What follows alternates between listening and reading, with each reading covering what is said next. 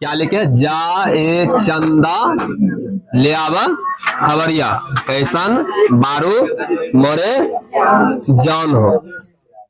जा से जस्ता, जा से क्या याद कर लेना है, जस्ता, जिसका अनुसूत्र क्या होते हैं, जेड एन।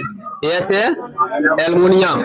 आज बहुत ज्यादा शोरगुल नहीं कर रहा है तो सब कर रहा है या नहीं कर रहा है, शोरगुल ज्यादा कर रहा है, शोरगुल मत करो, ध्यान दो। जा से जस्ता, जस्ता का अनुसूत्र क्या हो जाएंगे, जेड एन। ए से एल्युमिनियम, Al2O3। चंदा, चंदा से याद रखना चूनो पत्थर, CaCO3। ले, ले से लैक्टिक अम्ल, लैक्टिक अम्ल दूध में पाया जाता है, दूध में, यहां से ये भी याद रखना दूध में लैक्टिक अम्ल पाया जाता है। अब मिस इसे कर लेना अमोनिया को याद, अमोनिया NH3। खबरिया, खबरिया से खरिया, खरिया का सूत्र होता है CaCO3, जिसको हम कैल्शियम कार्बोनेट बोलते हैं, CaCO3। अगर पूछेंगे खरिया का अनुसूत्र क्या होते हैं तो वहां ऑप्शन रहेंगे CaCO3। कैसन, कैसन से याद है कैल्कोजन, कैल्कोजन, ये वर्ग 15 का तत्व है कैल्कोजन। उसके बाद बारी से याद रखना है ऑक्साइड, यहां पे मिस हो गया क्या, बारी से ऑक्साइड याद रखना Al2O3। चलो उसके बाद मोरे, मोर से याद रखना marsh gas, Mars CH4, methane का ही नाम है marsh gas, CH4 marsh gas. उसके बाद क्या है, जॉन से याद रखना जिप्सम, जॉन से क्या याद रखना है CaSO4 into 2H2, 2H2O। Gypsum का ये सूत्र होते हैं, जिप्सम का भी इंपॉर्टेंट होता है, पूछते हैं। उसके बाद हो से याद रखना हरा थोता, हरा थोता का सूत्र क्या होता है FeSO4 into 7H2O। ठीक है, लिख लिया सब। तो जैसे देखो क्या कर रहे हैं, धातु के ऑक्साइड से धातु प्राप्त करने के कितनी विधियां हैं। अपना लोग 101 तक, 101 तक पीछे देख चुके हैं। अगर जिसका क्लास छूटा भी है तो पीछे यूट्यूब पे जाकर के घुसेगा चैनल में, यानी कि एसपीसी दरगाह, एसपीसी दरगाह सर्च करेगा तो आ जाएंगे, पता ही होंगे सबको। इसमें जा करके सर्च करना, 101 तक वहां पे अपलोड है, 102 जो आज होंगे इसको जो है देख लेना। जिसका क्लास छूटा भी है तो उसको भी टेंशन लेने की जरूरी नहीं है, पीछे जा करके देख सकता है। सेम ऐसा ही क्लास चल रहा है, उसमें भी कोई छूटा हुआ क्वेश्चन नहीं है। देखो धातु के ऑक्साइड से धातु प्राप्त करने के कितने विधि है, तो देखो तुम्हारे बुक में कह रहा है धातु के ऑक्साइड से धातु प्राप्त करने के मुख्यतः 3 विधि है। कितने विधि है, 3 विधि है। धातु के ऑक्साइड से धातु प्राप्त करने के 3 विधि है। पहला क्या, उष्मा अपकरण विधि, पहला क्या है उष्मा अपकरण विधि, और दूसरा है रासायनिक अपकरण विधि, और तीसरा है विद्युत अपघटन विधि। समझ में आया तीनों विधि, उष्मा अपकरण विधि, उष्मा, दूसरा रासायनिक विधि, तीसरा विद्युत अपघटन विधि, विद्युत अपघटन विधि। ये 3 विधि जो है धातु से धातु प्राप्त करने के विधि है। धातु के ऑक्साइड से धातु प्राप्त करने की मुख्यतः 3 विधि। अगर कोई पूछेंगे धातु के ऑक्साइड से धातु प्राप्त करने के लिए मुख्यतः कितने विधि है, तो बताना है 3 विधि। कौन सा, उष्मा अपकरण विधि, उष्मा अपकरण विधि, दूसरा रासायनिक अपकरण विधि या फिर रासायनिक अपकरण विधि, यही है, तीसरा विद्युत अपघटन विधि। ये 3 विधि है अपना लोग को धातु के ऑक्साइड से धातु प्राप्त करने की विधियां। ठीक है, थोड़ा सा रुको।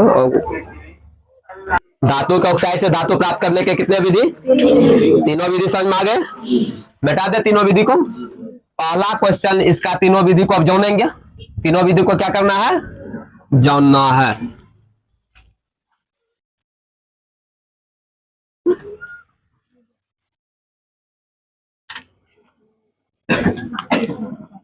लिखो, पहला क्वेश्चन बना के लिखेगा, ऊष्मा अपकरण विधि क्या है, एक उदाहरण दीजिए।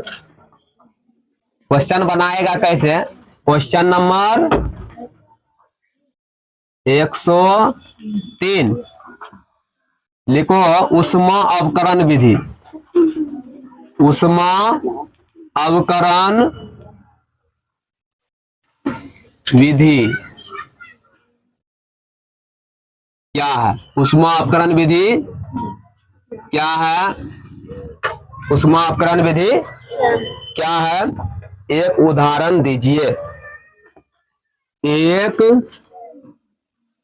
उदाहरण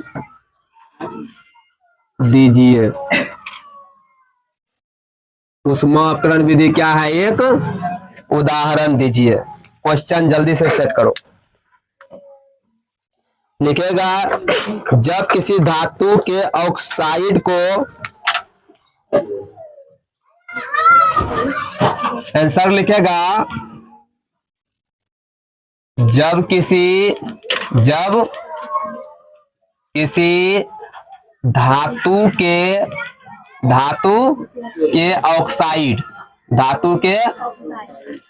ऑक्साइड को, ऑक्साइड से, या जब किसी धातु के ऑक्साइड को गर्म करके,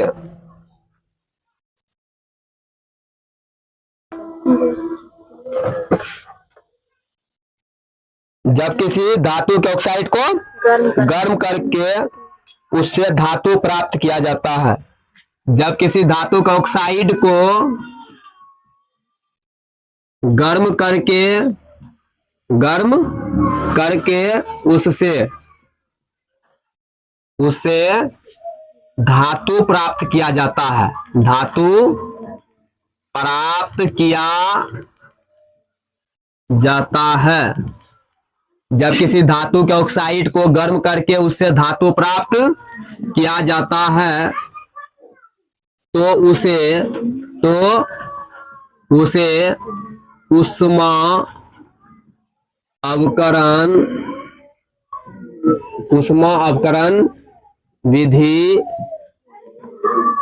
कहते हैं। ऊष्मा अपकरण विधि कहते हैं। एग्जाम्पल में लिख लेगा, एक उदाहरण भी देने के लिए बोल रहा है।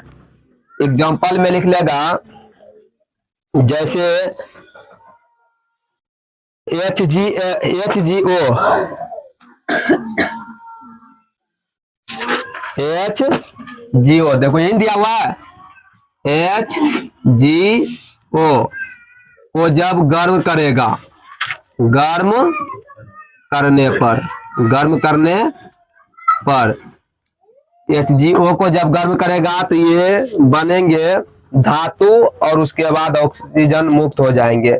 यानी कि Hg क्या, Hg plus O, Hg plus O है ना, O2, ऐसा बनेंगे। ये क्या है? धातु का ऑक्साइड है। क्या है ये? धातु के ऑक्साइड। Hg किसका नाम है पता है ना? मरकरी।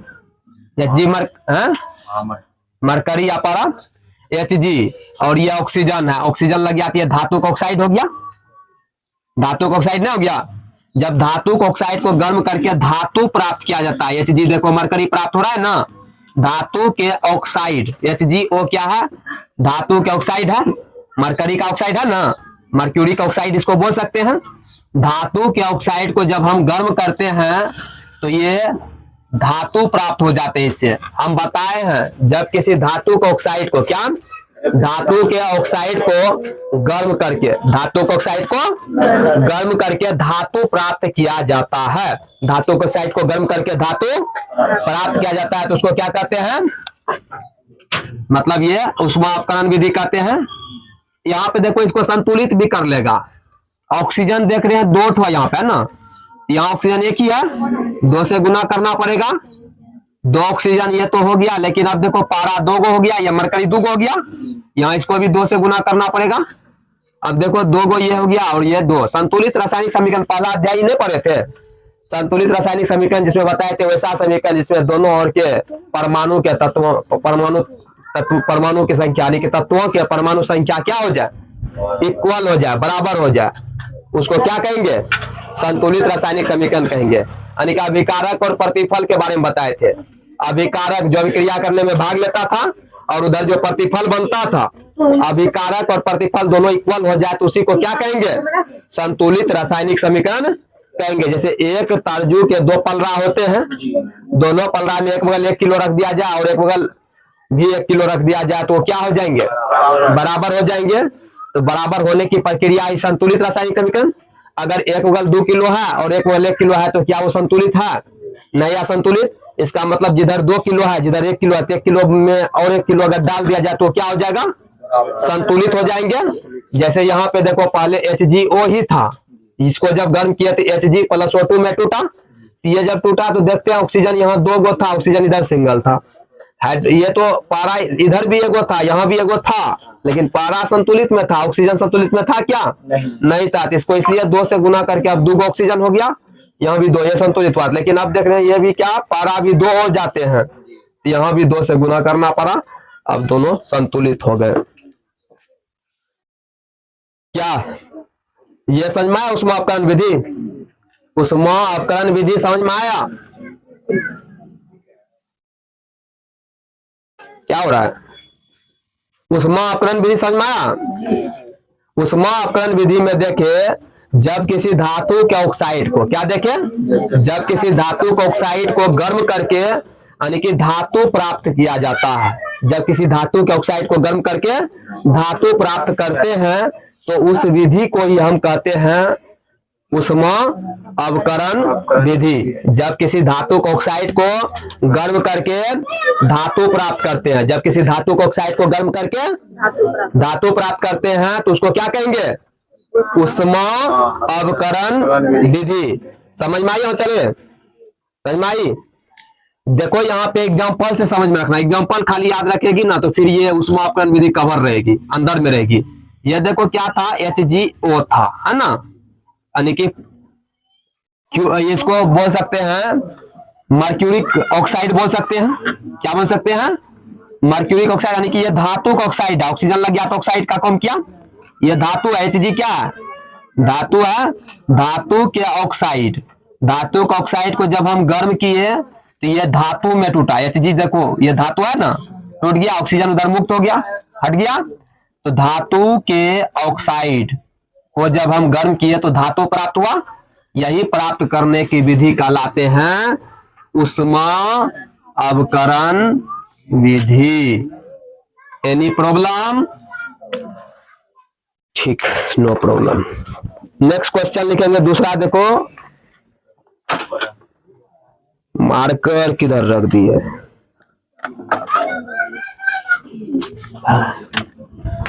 लिखो रासायनिक अपकरण विधि क्या है, उदाहरण दीजिए।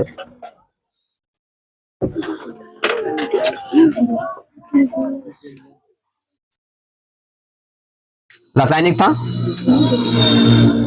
दूसरा विधि देखेगा क्या है, रासायनिक है। रासायनिक अपकरण विधि क्या है? रासायनिक क्या हुआ? क्या हुआ? बोल रहा है, क्या कर रहा है? देखो बात करो उससे, देखो ना क्या हो रहा है, बोलना की। रासायनिक अपकरण विधि क्या है? रासायनिक अपकरण विधि क्या है? रासायनिक अपकरण विधि क्या है? उदाहरण दीजिए, या उदाहरण दे करके समझाइए, या एक उदाहरण दे, 2 उदाहरण दे, देख लेना तो उदाहरण दीजिए। ये बोल रहा है। इसका डिफिनेशन लिखेगी, जब कार्बनिक या एल्युमिनियम के चूर्ण को जब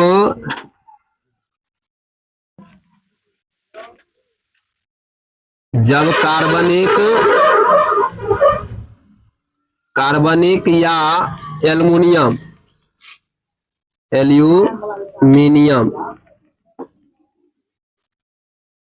जब कार्बनिक या एल्युमिनियम के चूर्ण को चूर्ण को, जब कार्बनिक या एल्युमिनियम के चूर्ण को किसी धातु का ऑक्साइड से उपयोग कर, लिखना जब, क्या लिखा, जब कार्बनिक या एल्युमिनियम के चूर्ण,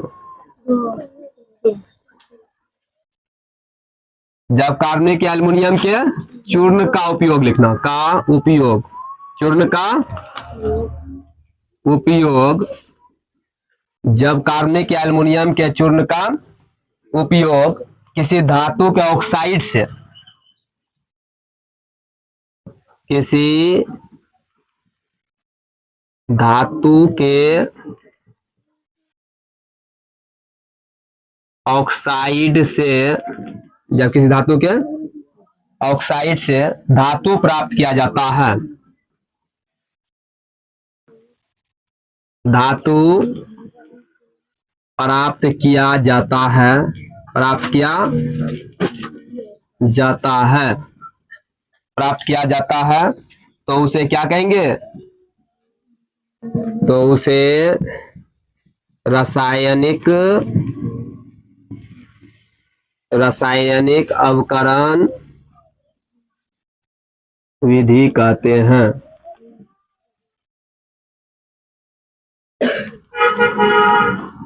जैसे में लिख लेगा एग्जाम्पल में, क्या था, धातु के ऑक्साइड से। पहला ग्राफ चेंज करके लिखेगा तो पहले इसमें क्या लिखा, रासायनिक अवकरण विधि, जब कार्बनिक या एल्युमिनियम के चूर्ण का उपयोग किसी धातु के ऑक्साइड से धातु प्राप्त किया जाता है, तो उसे रासायनिक अवकरण विधि कहते हैं। पहला ग्राफ चेंज करके लिखेगी, इस विधि के द्वारा, इस विधि के द्वारा, पहला ग्राफ चेंज करके लिखेगा, इस विधि के द्वारा, इस विधि के द्वारा मध्यम क्रियाशील धातु, मध्यम क्रियाशील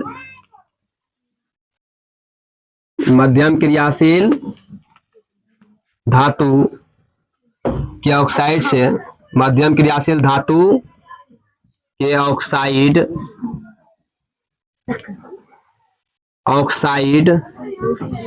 से धातु प्राप्त किया जाता है, धातु प्राप्त किया जाता है। जब कार्बनिक या एल्युमिनियम के चूर्ण का उपयोग किसी धातु के ऑक्साइड से प्राप्त किया जाता है, किसी धातु के ऑक्साइड से धातु प्राप्त किया जाता है, तो उसे रासायनिक अवकरण विधि कहते हैं। इस विधि के द्वारा मध्यम क्रियाशील धातु के ऑक्साइड से धातु प्राप्त किया जाता है। अब लिखेगी एग्जाम्पल, एग्जाम्पल में लिखेगी जैसे Fe2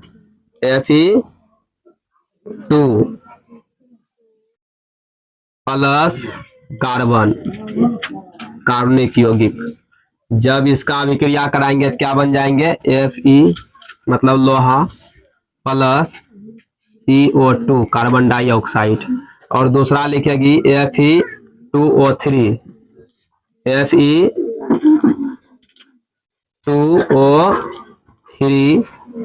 प्लस CO मतलब कोबाल्ट।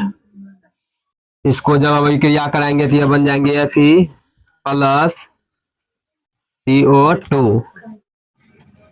देखो दूसरा विधि क्या है, रासायनिक अवकरण विधि क्या है, उदाहरण जब क्वेश्चन पूछेंगे तो ऐसे पूछेंगे, रासायनिक अवकरण विधि क्या है, उदाहरण देकर के समझाइए या उदाहरण दीजिए।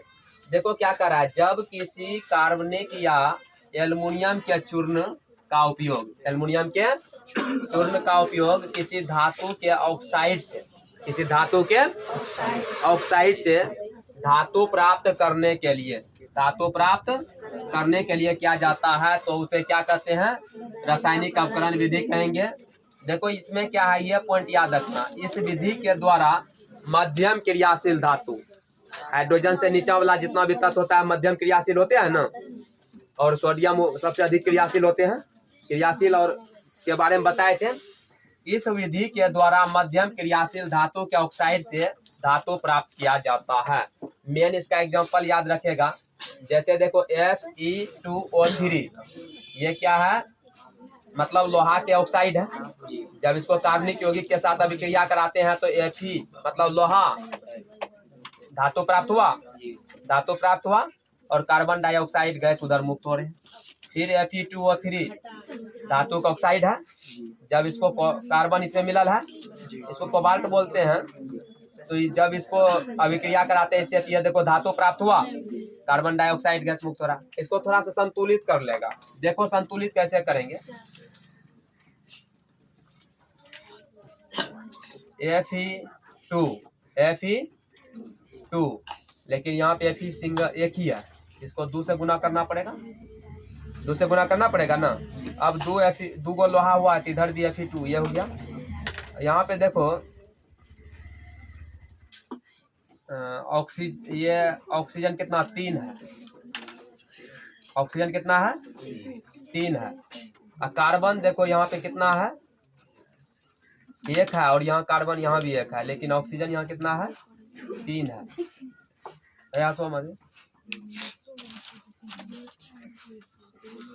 तो अगर हम इसको 3 से गुना कर दें, कितना से, 3 से गुना करेंगे तो 3 दूना 6 हो गया, Fe हो गया 6, और 3 तिया 9, 3 तिया 9 हो गया तुम्हारा। ये देखो तो बुक में ये समीकरण सही है क्या, Fe2O3 ही है ना, Fe2O3 यही है, और कार्बन है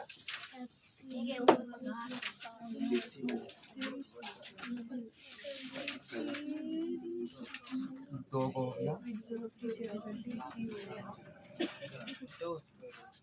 यहाँ पे CO2 है, 3CO। अगर यहाँ पे 3 दे दे, वो तो संतुलित क्या होगा, ये 2 नहीं ना है, वही तो तब ना नहीं हो रहा, गलत। 3CO सिर्फ है, ठीक है। तो यहाँ 3 से गुना कर दो, 3 कार्बन 3 कार्बन, 3 ऑक्सीजन 3 ऑक्सीजन, अब संतुलित हो गया। इधर भी थोड़ा सा देखना, तो ये समीकरण सही लिखल है क्या, Fe2O3 प्लस CO, उसके बाद Fe प्लस यहाँ दो CO2 है कि खाली CO2 है ना, ठीक है। देखो Fe2 है तो यहाँ 2 देगा, लोहा संतुलित हो गया, दोनों बगल 2, इधर भी हो गया 2 और इधर भी, दोनों का परमाणु सेम हो गया। अब ऑक्सीजन देख रहे हैं यहाँ पे 3 है, 3 और 1, 3 यहाँ है ना, 3 और 1 4 इधर है, इधर 2 है, तो इसको 2 से गुना करना पड़ेगा, 2 दूना 4। कार्बन देखो कितना है, कार्बन 2 है, कार्बन 2 है, ये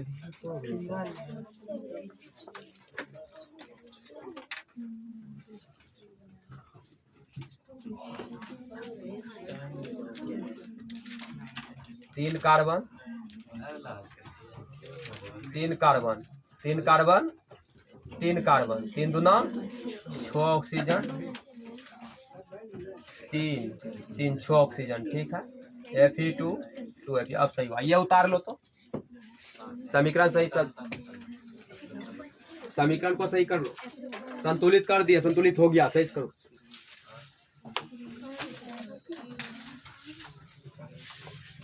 उतार लिया, मिटा दें।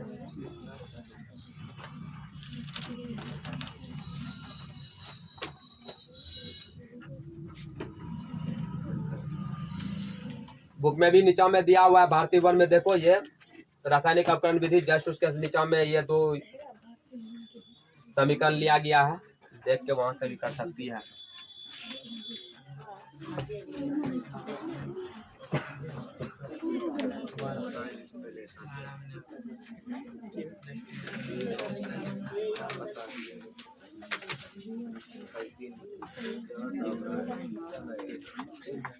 कृपया शोरगुल ना करें। अगर कोई प्रॉब्लम है तो बोलो।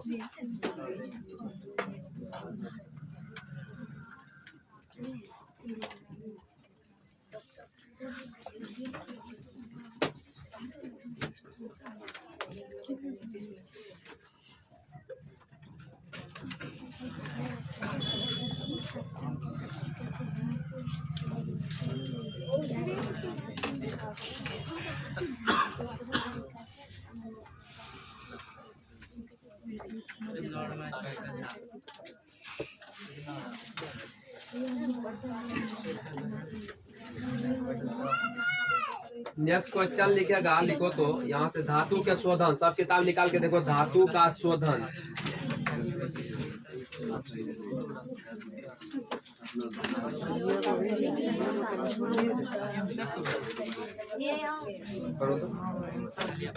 देखो धातु का शोधन क्या है, इसके कितनी विधियां हैं। रहने दो, विद्युत अपघटन विधि छोड़ो, रहने दो उसको। लिखो क्वेश्चन नंबर 105 लिखो। धातु का शोधन क्या है, इसके कितने विधियां हैं। बुक निकाल के धातु का शोधन देखो। धातु के शोधन क्या है, धातु के शोधन क्या है, इनके कितने विधियां हैं, इनके कितने विधियां हैं। धातु के शोधन क्या है, इनके कितने विधियां हैं। धातु के शोधन में लिखेगा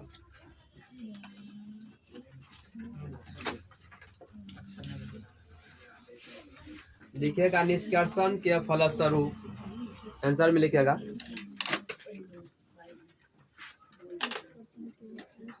निष्कर्षण के फलस्वरूप। निष्कर्षण के बारे में जानता है ना, पढ़ाया तो निष्कर्षण नहीं बताया। निष्कर्षण के फलस्वरूप, निष्कर्षण के फलस्वरूप, निष्कर्षण के फलस्वरूप प्राप्त अशुद्ध धातु से, प्राप्त अशुद्ध धातु से, प्राप्त अशुद्ध धातु से, प्राप्त अशुद्ध धातु से उसमें मौजूद अशुद्धियों को, उसमें मौजूद अशुद्धियों को, अशुद्धियों को दूर करने की प्रक्रिया को, दूर करने की प्रक्रिया, दूर करने की प्रक्रिया को क्या कहेंगे, धातु का शोधन। दूर करने की प्रक्रिया को धातु का शोधन कहते हैं। दूर करने की प्रक्रिया को धातु का शोधन कहते हैं। पहला अगर आप चेंज करके लिखेगा, इसकी मुख्यतः दो विधियां हैं। कितने विधि है, इसकी मुख्यतः दो विधियां हैं, दो विधियां हैं। पहला लिखेगा, पहला विधि में देगा गलनिक पृथक्करण विधि, है ना। गलनिक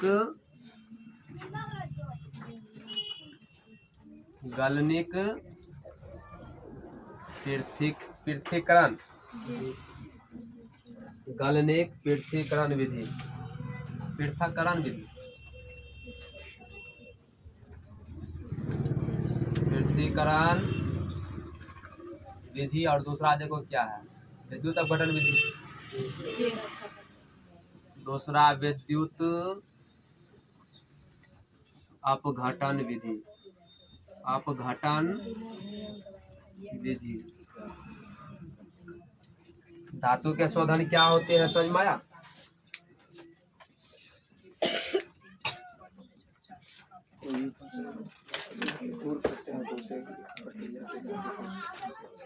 देखो क्या है धातु का शोधन? निष्कर्षण के फलस्वरूप, निष्कर्षण के फलस्वरूप प्राप्त अशुद्ध धातु से उसमें मौजूद अशुद्धियों को दूर करने की प्रक्रिया को धातु का शोधन कहेंगे। यानी कि जब धातु का हम निष्कर्षण करते हैं, निष्कर्षण करने के फलस्वरूप उसमें जो अशुद्धि आ जाते हैं, उसमें क्या आ जाते हैं? उसी अशुद्धि से, देखो अशुद्धि प्राप्त अशुद्धियां धातु से उसमें मौजूद अशुद्धियों को, उस धातु में जो अशुद्धि आते हैं उस अशुद्धि को दूर करने की प्रक्रिया को क्या कहेंगे? धातु को ऑक्साइड कहेंगे। पहले जो हम खनिज को अंदर से निकालेंगे, जब उसका निष्कर्षण करेंगे तो एक बार में पूर्णतः उसका मतलब शुद्ध पदार्थ प्राप्त नहीं होगा, उसमें कुछ अशुद्धियां मिले रहेंगे।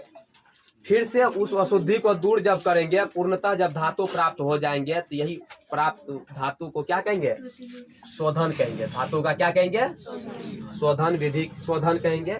इनके दो विधि है, एक है गलनिक पृथक्करण विधि और दूसरा है विद्युत अपघटन विधि। डिफिनेशन से समझ में आएगा। निष्कर्षण के फलस्वरूप, निष्कर्षण के प्राप्त अशुद्धि धातु से उसमें मौजूद अशुद्धियां, पहले जब निष्कर्षण करेंगे तो उसमें अशुद्धि रहेंगे ही, फिर धातु से, धातु में या धातु में उसमें मौजूद अशुद्धियां, फिर जो धातु में अशुद्धि रहेंगे उस अशुद्धि को दूर करने की प्रक्रिया को क्या कहेंगे? धातु के शोधन कहेंगे। इसके दो विधि है, पहला है गलनिक पृथक्करण विधि और दूसरा है विद्युत अपघटन विधि।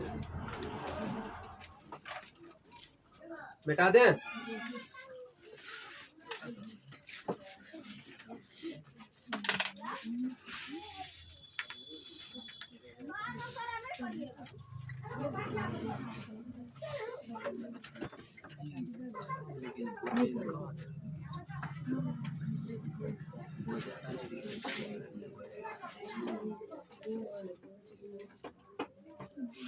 आज कौन दिवस है? बिहार दिवस। 22 मार्च है जी। 22 मार्च। आज तो स्कूल में शायद छुट्टी होंगे। स्कूल में क्या है? छुट्टी है। कल भी छुट्टी है। कल भी छुट्टी है। कल संडे का छुट्टी नहीं होंगे। बिहार दिवस, बिहार दिवस है। एक चीज और याद रखना, टोटल क्वेश्चन कितना हुआ आज के लिए? नहीं, 4 5 3 4 पढ़ने के लिए हो गया होगा। 5 हो गया, ज्यादा नहीं जाना, एकदम कछुए के चाल से चलना है। देखो ध्यान में रखना, ये भी पूछते हैं बिहार दिवस कब मनाया जाता है? सोशल अथी में, किसमें पूछेंगे पता है? सोशल साइंस में। इसका कोई लिमिट नहीं है, साइंस में भी कभी कभी पूछ देते हैं। ठीक है, बिहार दिवस कब मनाया जाता है? अधिकतर भूगोल में पूछते हैं ये क्वेश्चन। 22 मार्च याद रखना। एक और है कैंसर दिवस। क्या है? कैंसर दिवस, पता है? यहाँ ध्यान देना। हालांकि दिवस एक दिन पूरा क्लास ट्रिक के साथ सबको पूरा अच्छा से पढ़ लेंगे, पूरा दिवस को। कैंसर दिवस बताए थे। कैंसर दिवस क्या कोई स्टूडेंट बता सकते हैं कैंसर दिवस कब मनाया जाता है? कैंसर दिवस 4 फरवरी को मनाते हैं। कितना? 4 फरवरी। यहाँ ध्यान देगा, इसको याद कैसे रखेगा? 4 फरवरी। अगर किसी आदमी को मान के चलो कैंसर हो गया, किसी को मान के चलो कैंसर हो गया, तो कैंसर होंगे तो ऑपरेशन तो करना ही पड़ेगा। वैसे भी कैंसर बहुत खतरनाक है, तो मेरा अथी है कि किसी को ना हो। ये बहुत खतरनाक बीमारी है, इसका आंसर भी जल्दी नहीं मिलता है। कैंसर का आंसर है बहुत लगभग में नहीं के बराबर है। कैंसर तो है, उतना मतलब पहुंच नहीं है अपना लोग का जो बच जाएंगे। युवराज सिंह को भी धरल था, पता है? युवराज सिंह जो महान क्रिकेटर है, उसको भी धर लिया था कैंसर दोस्त, लेकिन बच गया। इसका बोले कैंसर उसको भी बीमारी धर लिया था, लेकिन वो क्या हुए, बच गए। उसका बहुत अति है, उतना कैंसर का लगभग में नहीं के चांस रहता है। तो जब कैंसर हो गया किसी इंसान को तो क्या करेंगे, चीर फाड़ करेंगे। क्या करेंगे? चीर फाड़। चीर से याद रखना चार, चीर से याद रखना चार, फाड़ से याद रखना फरवरी। फरवरी 4 फरवरी को क्या मनाते हैं? कैंसर दिवस। कैंसर दिवस मनाते हैं, नहीं? चलो ठीक है। उसके बाद बताएगा साइकिल का आविष्कार किसने किया? मैकमिलन। नहीं, साइकिल जो चलाते हैं, साइकिल। इंटरेस्ट थोड़ा सा कर लेते हैं बिहार दिवस के अवसर पे, देख लो, बीच में रिवाइजिंग भी करते रहना है। साइकिल जो चलाते हैं, नहीं, साइकिल। साइकिल का आविष्कारक का नाम क्या है? मैकमिलन। मैकमिलन है ना? मैकमिलन। साइकिल जो साइकिल चलाती हुई आती है, उसका आविष्कार किया है मैकमिलन। इसको याद कैसे रखेंगे? अब देखो, साइकिल से देखता है, कभी कभी मिलने के लिए जाते हैं किसी से ना। वैसे सोमवार को दरगाह का अधिकतर स्टूडेंट भगवती स्थान में पूजा करने के लिए जाता है।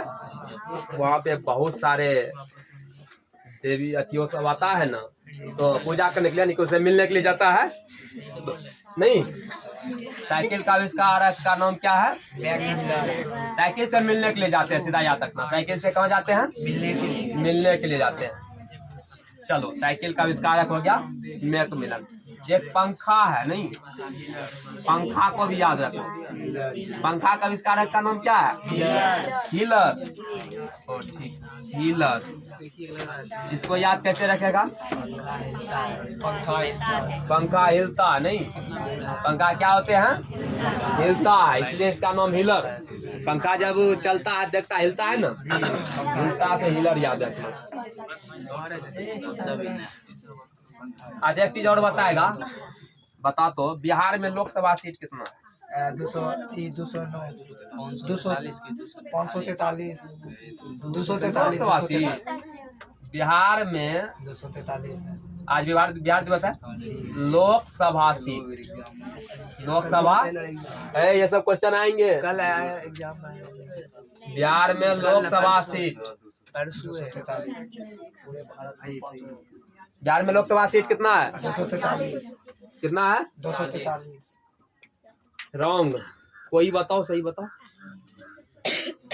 240 गलत। बिहार में लोकसभा सीट, वो दूसरा सीट बता रही है। 344। बिहार में लोकसभा सीट 40 है। 46 बोल रहा था। हाँ, कुछ 243, कुछ से कुछ। बिहार में लोकसभा सीट 40 है। कितना है? 40।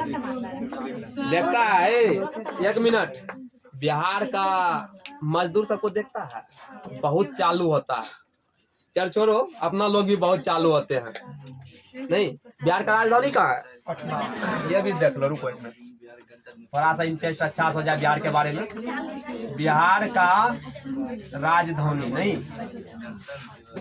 राजधानी कहाँ है? पटना। ध्यान देना, बिहार का राजधानी कहाँ है? पटना है। अभी 40 बहुत स्टूडेंट नहीं बताया सही, इसका देखो ट्रिक से याद कैसे रहेगा। बिहार का लोग बहुत चालू होता है। बिहार का लोग बहुत चालू होते हैं। नहीं होता है? चालू होता है ना।